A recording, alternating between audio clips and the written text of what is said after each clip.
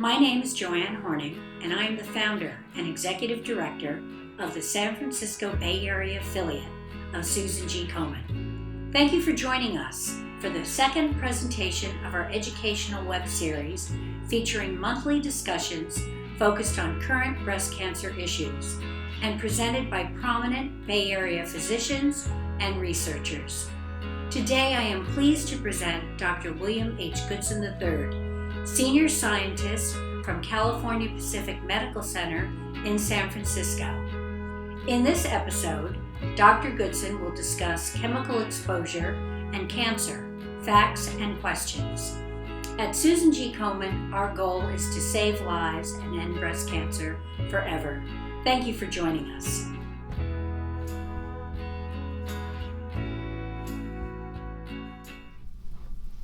Good morning. Thank you very much for your interest in environmental chemicals and for the opportunity to talk to you about it. I'm going to talk this morning about chemical exposure and cancer, and anybody who talks about that realizes that there are some facts and there are a lot of questions. This is a field that's very much in flux. The place that I would begin has nothing to do with cancer. It has to do with all the recent discussion about the water supply in Flint, Michigan. And there's a great tragedy in the decisions that were made to stop cleaning up the water by adding chemicals to the water. But it's very important to recognize that this problem didn't start a couple of years ago. This problem started over 100 years ago. And the way this problem started was that 120 years ago, around the turn of the century, there was a very strong argument made that lead water pipes were the safest and the best way to bring water into a home. And the problem in Flint, we just happen to have heard a lot about it, but there actually is a lot of that problem, as the article pointed out in the New York Times a couple weeks ago. Durham, North Carolina, Columbia, South Carolina, Jackson, Mississippi, and I know from personal conversations that Albany, California, has a lot of areas with lead water service pipes. The problem was that people assumed lead was safe and ignored the people who tried to say it's not safe, and we're still reaping the consequences. About 50 years after the time when people argued that lead water pipes were superior was also about the time that chemists were beginning to figure out how to make a lot of useful products. The first plastics were becoming available just before World War II. And this is a wonderful book written just on the eve of the World War, in which the president of the New York Academy of Sciences talked about how chemicals were going to change the world. And in fact, he talked about man, but it's really women and men live in a chemical world. So the question that comes up immediately when we're talking about cancer is there evidence, or are there situations in which we know that cancer has been caused by chemicals? And I'd like to give you a couple of examples that are relevant to breast cancer. First of all, I love this picture. It's from the National Geographic. It's taken on a beach on Long Island in the late 1940s. And what the sign down here at the corner says is DDT, powerful insecticide, harmless to humans. Now, there's been a lot written about this, but and we know now that DDT is actually carcinogenic, and the best data comes from a study that was actually done kind of by accident. In the late 1950s, early 1960s, they were collecting blood samples at Kaiser hospitals in the Bay Area, San Francisco Bay Area, and they were assuming that they would do some kind of study looking at development of the mothers and the children. And these samples of blood were stuck off in a freezer and kind of forgotten. And they sat there for about 50 years until a few years ago, somebody discovered them, a woman named Barbara Komen, and started looking at whether or not you could measure DDT. And in fact, you could measure DDT. It's often measured as DDT plus DDE, which is the metabolite, but they're basically the same reflection. And they had discovered several years ago that the more DDT a mother had in the late 1950s, early 1960s, the higher her risk of getting breast cancer if she had been born at such a time that she had grown up being exposed to DDT. And people have debated that back and forth, but the follow-up study, which is published just this last summer, is really the one that's quite striking. Because what they looked at is the mother's DDT level in her blood when she was pregnant, and they looked at the risk of breast cancer in the daughter who grew up over the next 40 years. Now, if the mother had a risk of breast cancer, if the mother had a family history of breast cancer, the odds ratio of having breast cancer in the daughter was about 6 times higher. We know family history. If the mother was overweight early in pregnancy, and this is something that nobody has really figured out, there's a little bit of a decrease in the risk of pregnancy.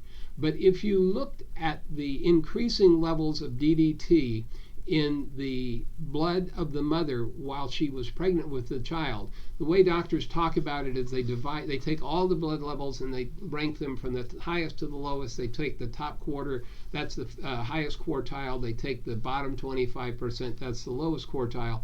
And if you take the lowest quartile, the women with the lowest levels of DDT, and take that as sort of your benchmark, if you compare the women with the highest levels of DDT, these aren't farm workers, these aren't people who went out and were looking for DDT or exposed for some sort of industrial thing. This is people who were exposed to DDT just because it was sprayed all over at the time.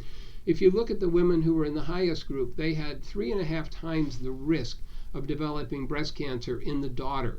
So that they have this short intrauterine exposure, which is associated with a lifetime risk of breast cancer that plays out over the next 40 years. Now, and even a clearer example of this is diethylstilbestrol, DES. And we've heard about DES babies. The important thing about DES is that DES was not developed for anything to do with breast cancer. It was intended as a strong estrogen to treat metastatic prostate cancer. And in fact, it was the standard of care for that until other drugs came along in the 1990s. So for 50 years, it was the best way to treat a man who had metastatic prostate cancer. Now, unfortunately, in the 1950s, 2 doctors in Boston, the Smith brothers, oddly enough, they decided that this would probably help prevent miscarriage. So they started giving it to a large number of women and recruited other people to do that. So there's a whole group of women who received DES while they were pregnant, and therefore their daughters were exposed to DES. And in the 60s, it was proven useless for miscarriage, and it stopped being used. But the real change in thinking about this came in the early 1970s when a gynecologist in Boston reported a series of 6 teenage girls who had vaginal carcinoma. These were women, and he finally figured out that they were the daughters of the women who had taken DES when they were pregnant. Now, this is basically an unheard of cancer in any other situation. And here you had this whole cluster of them. He went on to discover that he could find this in a large number of women. And then what they did is they did a vaginal examination of a bunch of teenage girls whose mothers had taken DES and discovered that about 75% of them had changes in the vaginal lining. Now, the real irony in this is that you could have guessed that way back in 1937 when DES was first tested out as an estrogen, because what they were doing is they were looking at whether or not DES had an effect on the vaginal lining of mice that had had their ovaries removed. So we knew about the vaginal lining, but nobody thought about it and put the two together.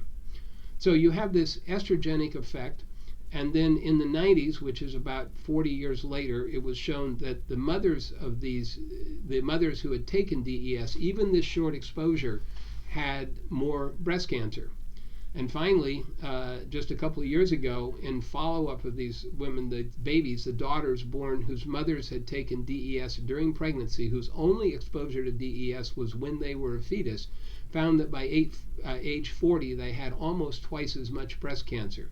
So what you have is a very short exposure, very early in lifetime, literally early in lifetime, that changed the child's risk of having breast cancer, apparently over at least this portion of her life up to about age 40, and presumably beyond that. So it's pretty clear that chemicals that we initially thought were totally okay can cause cancer. And so particularly when it comes to breast cancer, which we're talking about today, there are 3 questions that immediately come to mind. First, is there more breast cancer to worry about? Second, could there be other chemicals that contribute to cancer? And third, how do we address the challenge of our daily exposure to a mixture of chemicals? Because I think one of the things that's really important to take out of this talk is that the safety of chemicals in this country is established by looking at chemicals one chemical at a time and determining whether that chemical can cause cancer all by itself. And if a chemical does not cause cancer all by itself, it's considered, quote, safe. But I think there's reason to think that is not true, and I will show you that more in a minute, talk about that more in a minute. So the first question, is there more breast cancer to worry about? Well, the simple answer is yes, there is more breast cancer. This is the annual incidence of breast cancer in the United States, and you can say that in the late 70s and early 80s, it was about 100 women per 100,000 women per year got breast cancer. And it sort of wandered up, peaked a little bit before the turn of the millennium, and for the last 10 years, it has settled in at a level about 125. Actually, the most recent one is a little bit of an uptick, 129 per 100,000. So basically about 25% higher than it was 30 years ago. Now, there are a lot of things that are said about, quote, why this is happening. And there are proposed explanations, and you hear about these. The first one is that we're finding irrelevant cancers by excessive screening. Mammography is finding stuff that we should have just left alone. The next argument is that we have more obesity in women, that women drink more alcohol, that there's a sedentary lifestyle, that this is what's causing it. And the other set of arguments are hormonal, that women take hormone therapy at menopause, they defer childbirth, they're not nursing their children. And all of these are things which sort of blame it. This may be the first one you could blame on doctors, but the others are all blaming it on the women themselves. And so we ought to take a look at these for a minute. Now, if there were a lot of cancers that were being missed, then if you actually looked at the breasts of women at that time, you should find a lot of cancers. It turns out that there are some autopsy studies. This one I've labeled New York. It's actually New York, New Jersey, upstate New York, and parts of Long Island, which I guess is New York. And there were 20,000 autopsies that were done just for reasons that were not specifically breast cancer. There were 66 women or 68 women, something like that, who had breast cancer, but there were only 8 breast cancers that they found at autopsy which had not previously been identified. Now, they don't say the percentage of these autopsies that were women, it's just 20,000, but a study from Boston, which is Boston City Hospital between 1955 and 1965, that's now Boston Medical Center, 40% of the patients were women. They found only 14 cases out of roughly 4,000 that had not been previously identified, so basically about a third of 1%. There's a similar series from 1,300 women in Ohio. And then you get to more recent series, and the interesting thing is if you look at the old series, there's not a lot of stuff that's unidentified. In the more recent series, in the 70s and the 80s, you start to see more cancer that was not identified. But this is not talking about what was going on 50, 75 years ago. It's talking about what was going on more recently. And this is very important because if somebody's going to argue that you've picked up more cancer by screening, that you found unnecessary things to worry about by doing mammograms and stuff like that, you should be able to find a group of patients back 20, 30, 50, 75 years ago who had those cancers that we were just not knowing about. And that group doesn't exist. So it's really important to think about that. The next question is whether or not obesity, inactivity, and alcohol are factors. And the way to look at this, or at least the way I would suggest to look at this, is to go back before the data that I showed you and go back to the 30 years before 1975 to the 50s, 60s, and 70s. Now, this is from a paper that was published by Richard Dahl and Richard Pito. The same Richard Pito who is Sir Richard Pito has done a great deal of statistical work. He's at Oxford. He's done the comprehensive overviews and collaboration studies of looking at what's kind of the benchmark for a lot of things to do with chemotherapy, surgery, radiation, etc. But he wrote a monograph in 1981 in which he observed that, in fact, there is more breast cancer in the late 1970s than there was in 1950. Again, there's about a 25% increase. And he attributed this to obesity inactivity, alcohol, and he's also the person who introduced the idea that we're actually overdiagnosing things that really were irrelevant. We shouldn't be worrying about the little tiny cancers that you find by screening. They're not important.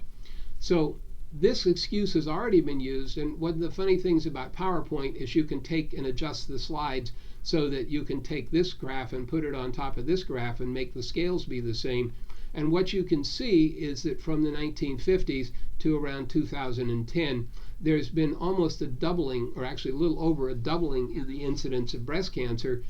I can attribute some of this to obesity, some of this to alcohol, some of it to inactivity. But go to the local gym and tell me that the people working out in the gym are actually less active, or realize that yes, more women drink alcohol, but fewer women drink heavy alcohol than were in the 50s and 60s. And it's heavy alcohol consumption that's associated with breast cancer.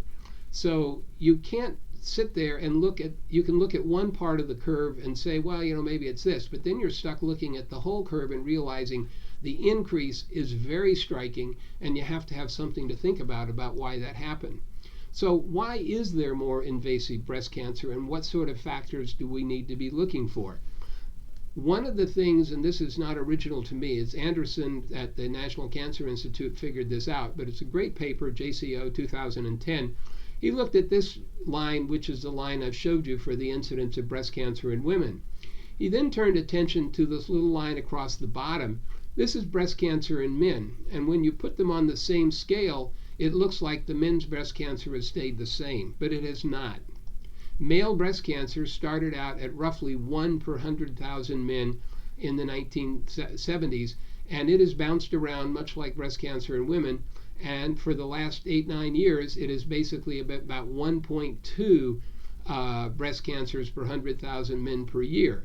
Now, the curious thing about this is that this curve, the shape of this curve, and settling in at a higher level, is the same shape of the curve as you have for women. So when somebody talks about it and says all of the factors are, hormone replacement therapy, and women don't nurse their babies or have babies later in life, what they're ignoring is the fact that the shape of the curve, the proportion increase, is exactly the same for men as it is for women. And you can't say that men are taking hormone replacement therapy, having mammograms to overdiagnose things, not having their babies early, etc. It's an absurd argument, and what you're left with is there really is an increase in breast cancer that is as yet unexplained. So when you think about this, you do actually have evidence of more breast cancer. Now, the next question in this that supports that argument is that in fact breast cancer is occurring earlier. These are women, and the time in life, the proportion of women in their life who have breast cancer starting at 0%, and for women with BRCA mutations, by the time they get past 80, it's something like 85, close to 90% of them will develop breast cancer. This is the same curve drawn for women born after the year 1940. Now, taking that most of the exposure to chemicals, or the really widespread exposure to chemicals, started in the late 1940s through the 1950s and then really took off, these women basically matured. If they were born before 1940, they basically matured before they were exposed much in the way of the chemicals that we're sort of swimming in all the time now. Women born after 1940 were exposed at a much younger age, and you can see that they get cancer earlier in life. Now, some people have criticized this and said, well, this is Mary Claire King's way of looking at it, but you can't support it. So Dr. Litton and her colleagues at MD Anderson, in an entirely different data set, took a different way of looking at it, but it supports the same thing. What they did is they looked at families with a lot of breast cancer over multiple generations, and they looked at the age at which women got breast cancer. And they looked at the younger generation and the older generation. And if the younger woman was born in the 30s, which means she grew up before there was much in the way of chemicals in the way we expose to them now, the age of getting breast cancer, the average age of getting breast cancer, was only slightly younger than the older generation. By the 1950s, women who were born in the 1950s, you figure that they grew up in the 1950s and 1960s. There was a real explosion in the exposure to plastics and other chemicals. These women got breast cancer earlier. Our average age is younger. And if you come to women who were born in the 1970s, you notice that, first of all of these women are getting a little younger, but this corresponds to the gradual getting younger in this group. But if you look at somebody in the 1970s, the average age for getting breast cancer with a BRCA mutation is 31 years, as opposed to 44 years in the older generation. So what's happened is that the younger generation is getting cancer at an earlier age, and that this trend toward an earlier age basically matches what's going on here. So that we have discovered that there is more breast cancer, and we can say that it's coming on earlier in life. So what's behind it? This is the concern of those persons who are concerned about chemicals. Now, how do you try to understand this? What do you do with this? And the first thing to understand is that cancer is not a single thing. Cancer is not the same in the liver or the lung. It's not the same in bone or something like that, or the breast. It can spread from one place to the other, but a cancer will start in one place, and that's different from a cancer that starts in another place. The second thing is that a cell isn't benign and then flips a switch and becomes cancer. In order to become cancer, cells have to develop a whole series of capabilities that are usually referred to as hallmarks. And what this means is, for example, I won't go through all of these, but up here, cancer cells have to sustain proliferation. They just have to keep growing no matter what happens. And secondly, there are signals in the body that tell cells to stop growing at specific times, and they have to evade those signals. So we know that they keep growing and they evade signals that would tell them to stop growing. And then another thing that has to happen is they have to resist cell death. Now, there are normal processes in the body that tell cells not to grow and tell some cells to go away. For example, you think about your heart. It has a hole in the middle where blood gets pumped around and moved in and out. But the heart doesn't grow as a tube. It grows as a solid lump and a solid vessel. And then what happens is a signal comes along and the cells in the middle go away. They don't die and leave a dead cell. They break down and are absorbed by surrounding cells, and this is called apoptosis. If you know the word, you drop the second P, so you can tell whether or not somebody really has been paying attention. If they say apoptosis, they're reading, and if they say apoptosis, then that's your secret keyword for today. The key thing about apoptosis is not only is it important in how your body keeps from getting cancer, it is the last final process. It's the pathway. It's the way that chemotherapy works. It's the way that radiation therapy works. And it's the way that hormone treatments for breast cancer work. So maintaining apoptosis and the ability to have apoptosis is extremely important. The other one I'm going to talk about in a minute here is replicative immortality. And this was a phenomenon discovered probably 50, 60 years ago, is if you take normal cells out of people, you can get them to grow a lot of times, but what happens is they will stop growing after a while. They get old and they stop. Cancer cells don't do that. They will grow on forever and ever. They will replicate immortally. If you've seen this book, The Immortal Life of Henrietta Lack, cancer cells were taken from Henrietta Lack in 1950s. They're still running around in laboratories 70 years later, and it really is the hallmark of cancer that the cells continue to grow on an ongoing basis. They just don't stop. So how does this play out?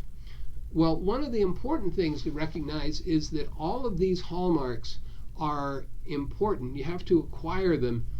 And we tend to think about that cancer comes because somebody damaged the genes in cells. So look at some of the genes that are important for cancer.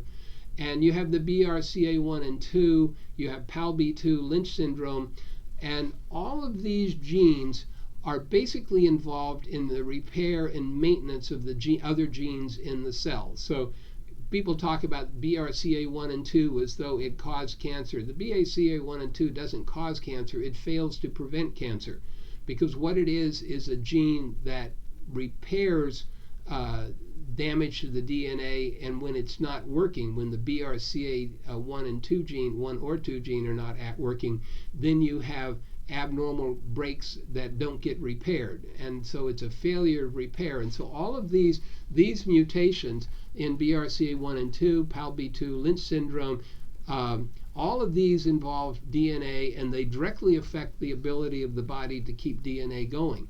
But then you're left with a couple of other syndromes, Li-Fraumeni, which is P53, and Cowden's, which is P10. These have nothing to do with DNA. They don't involve genes. They are specific loss of functions. Li-Fraumeni, you've lost the ability to control S phase, which is synthesis phase, which basically you've lost the ability to control growth. Cells that don't have P53 working right will grow forever. And P53 is very important for apoptosis that we talked about a few minutes ago. So that cells that have a P53 or a CHEK2 mutation do not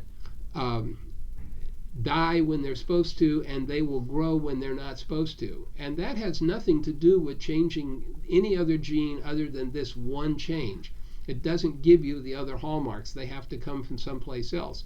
Cowden's is also a loss of a gene called P10. It's I love how they name these things, phosphorylase on the 10th chromosome, P10.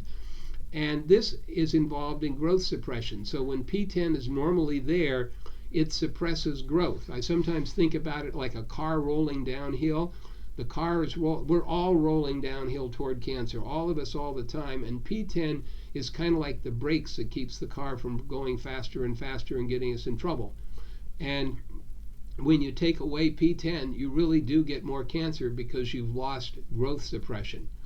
So one of the big questions in this is, how do cancers accrue the other hallmarks, particularly for these hallmarks, which are very specific things but which have no effect on DNA per se? And it may just look like chance until we know better. And the persons who are worried about cancer and worried about chemicals argue that there are things that we do know that we should be investigating further. And again, that's going to be the theme of what I want to leave you with, is that we're beginning to crack the nut, but we need to work on this much more completely and much more thoroughly. So let's look at a couple of examples of chemicals. Everybody's heard about BPA, bisphenol A in your water bottle, the can lining, your soup, your canned fruit cocktail and stuff like that. BPA does not induce cancer, but it induces several hallmarks of cancer. It will cause cells to continue to grow. It will sustain proliferation. It will reduce the function of P10. It essentially takes off the brakes so that normal cells, and this is what's done in normal cells, they will continue to grow when they shouldn't. And then, most importantly, it will BPA makes it so cells don't die when they should. If you take normal breast cells and expose them to tamoxifen, a lot of them will die. And that's normal. That's what chemoprevention and treatment of breast cancer is all about. If you expose either normal cells or cancer cells to bisphenol A, they don't respond to tamoxifen anywhere near as much as they should. So it interferes with apoptosis. And in the laboratory, at least, we've had a couple of experiences where it appears to induce replicative immortality, which means that cells that we expected to stop growing and die actually continue to grow. So this is the effects of BPA. It doesn't cause cancer by itself. But then look at the effects of terephthalic acid. Now, you don't hear much about terephthalic acid, and I'll explain that in a minute. But terephthalic acid is what #1 plastic bottles are made with. Your Evian bottle, your Coca-Cola plastic bottle, your ketchup bottle, your mustard bottle, anything that's a plastic bottle, flip it up if it has that little triangle with a 1 on the bottom, it was made with terephthalic acid. Now, the reason terephthalic acid is probably not looked at anymore is because if you look at terephthalic acid and expose cells to it, it does not cause cells to grow, and in fact, it stops cells from growing. So you'd think, wow, okay, that's great. It cuts out sustained proliferation, and that's kind of a screening test that's used because people look at whether or not it makes cancer cells grow more. TPA does not, and therefore it has been concluded that it was safe by looking at one test. However, if you go a little bit further and looked at whether or not it causes cells to resist cell death when they're exposed to tamoxifen, they don't die. So they may not be growing, but they're not dying when they should die. And the scary part is that if you look at the mechanisms of why they're not growing, it actually is an upregulation of p53, and it's because there is genetic instability. So what terephthalic acid does is it causes gene damage, and that is a very strong brake for stopping the cells. So you have the resistance to apoptosis, you have gene damage, and what happens with it stops the cell from growing. But the key question is that when you take away the TPA, the cells continue to grow and they continue to have gene damage. So that you can stop them for a while, but when the TPA goes away, the gene damage stays. So it's very important to recognize that these things are not simply, you can't test a chemical one way, you can't test it by itself, because as I show you in the next slide, we have not been able to test this yet because there's just the time and stuff. But where we're headed with this is that if you have a mixture of chemicals, if you have TPA and bisphenol A at the same time, BPA and TPA, then you have a double hit on resisting cell death. You have genetic instability, you have reticular immortality, you have lost your growth suppression signaling. Exactly how it plays out with sustaining proliferation, I don't know at this point. But what I'm showing you is that you can start to accrue hallmarks not just by having one chemical, but having a mixture of chemical, and mixing evasion of apoptosis and genetic instability together by itself is a very bad combination. So to show how this might play out actually with samples from people, this is work done by Philippa Darbra in the UK, and she got specimens of breast tissue that were removed in the treatment of breast cancer. And what this shows is the feed out from a mass spectrometer, and each little bump on here represents the concentration of a specific paraben. So you have methylparaben, ethyl alpha-butyl, isobutyl, alpha-butyl, and benzyl. Excuse me, this is isopropyl, isobutyl.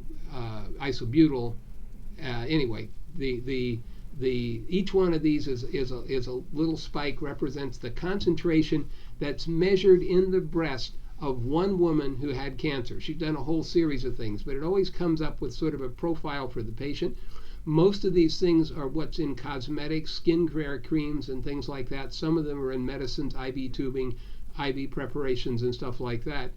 But the important point is, one, that she measured it, and then she did the other half of it. And she took cancer cells, MCF7, Michigan Cancer Foundation number 7, which is just the source, MCF7 cancer cells, and she exposed them to the same concentrations of parabens that I showed you in the previous slide. If she exposed them, and this is the growth rate with no parabens, and if she exposed them to the same levels of methyl, ethyl, propyl, butyl, and N-butyl paraben that she had in the previous slide, each one by itself didn't have a whole lot of effect. But if she recreated the mixture, the same mixture that was identified in a human subject with breast cancer, and she put this mixture in here, what she found with all 5 together, she had a very striking takeoff in the growth of breast cancer cells. That doesn't prove it, but it sure gives you a lot of reason to wonder about it. So what this comes around to is the fact that chemical testing so far has all been done looking at chemical A, B, C, D, E, F, G, and looking at individual chemicals, whether one chemical can induce cancer all by itself. And there are subchemicals, as I showed you, DES, DDT. There are a few other things which can do that as single chemicals. But we're not exposed to one chemical every day. We're exposed to a mixture, and the mixture isn't even the same every day. You may have 2 cans of soup on one day and get your BPA that way, and you won't get BPA for the rest of the week, but there are other things that show up. So we're always exposed to a mixture of chemicals all the time.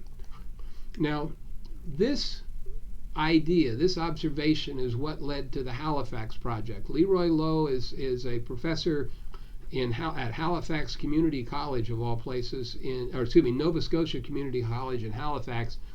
And he got the idea that you should not be looking and talking to cancer experts, but you should actually talk to persons who are experts in the specific hallmarks. For example, cells have to grow in your body all the time. Otherwise, we become horribly anemic because we're always losing blood cells. Otherwise, we would have no skin because we're always losing skin cells. So we have to grow all the time. He didn't get experts on cancer growth. He got experts on growth in general. Apoptosis, the mechanism that I talked about where cells die, apoptosis is unbelievably important for embryology, for normal growth. I always point out to people, you don't grow a little hand and then grow out 5 fingers. You grow a ball and then that becomes a paddle, and then what happens is the cells between your fingers go away.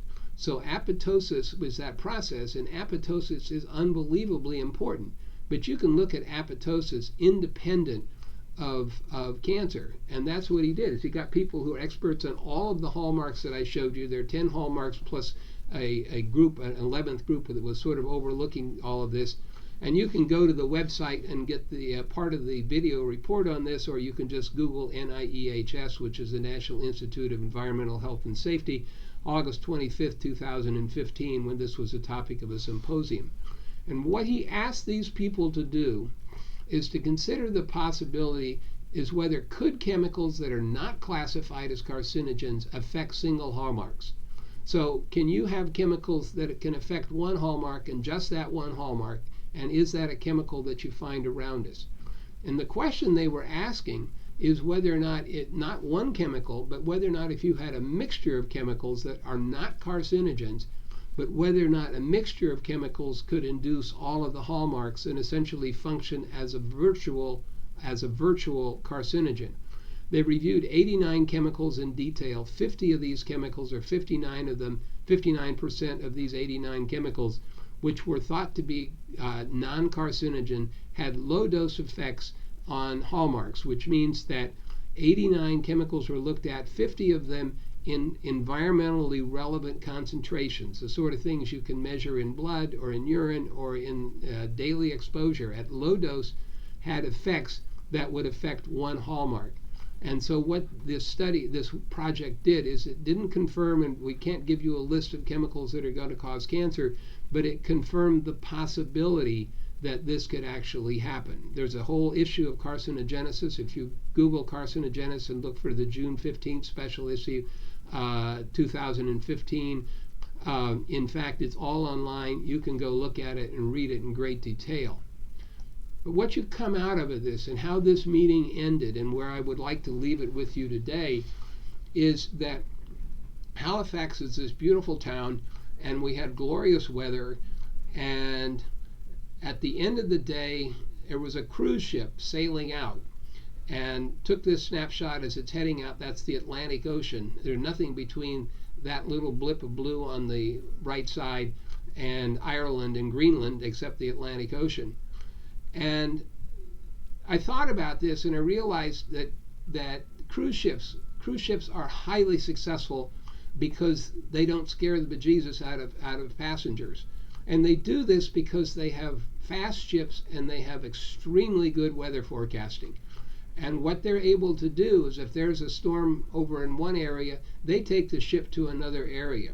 And we know that this is pretty uncommon. They get into a storm because every once in a while there'll be all these horrible pictures on YouTube of a cruise ship caught in a big storm. It doesn't happen very often because the cruise ships stay away from the areas where the big storms are, and that's what makes cruise ships successful.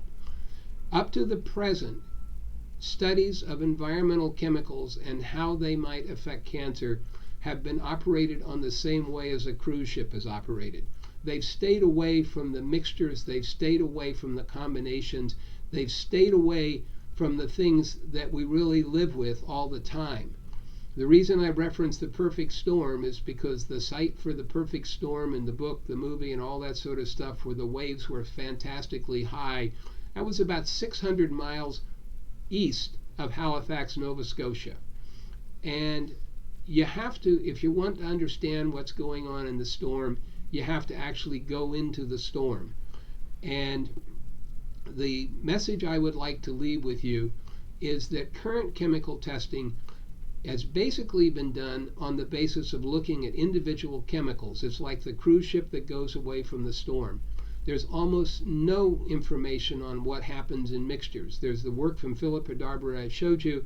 We have started doing some work, and we have some preliminary data suggesting that the mixture of methylparaben, bisphenol A, and terephthalic acid will in fact add up and give you more effect in suppressing apoptosis than what you get from any one of them alone. And it's that effort to understand combinations that's very important. So what I've tried to show you this morning is that there are chemicals that clearly are capable of causing cancer. The two that I showed you were chemicals that 50 years ago were thought to be totally and completely safe and even beneficial. Certainly, as we hear talk about Zika virus and whether or not we should spray DDT all over various parts of the world, we should remember that we are going to then doom the daughters that grow up in that environment to a real risk of cancer later in life. The second thing we talked about is I believe that there is a real reason to believe that cancer has increased. Cancer has not stayed stable, and you really can't keep blaming the increase on obesity and inactivity and dietary changes and mammograms, because those things don't account for what we're seeing. We're seeing cancer earlier in people who have the identical genetic predisposition. Something is going on around us. It's imperative that we start to understand cancer. We use one word, but it means many different things. Just as we talk about many different types of breast cancer, there are many things that are involved in cancer. We really don't understand how that all works together, and in order to understand how the environment interacts with cancer, we need to start looking at how mixtures of chemicals interact with normal cells, not cancer cells, but normal cells, to induce the things that make normal cells start looking like cancer. Thank you.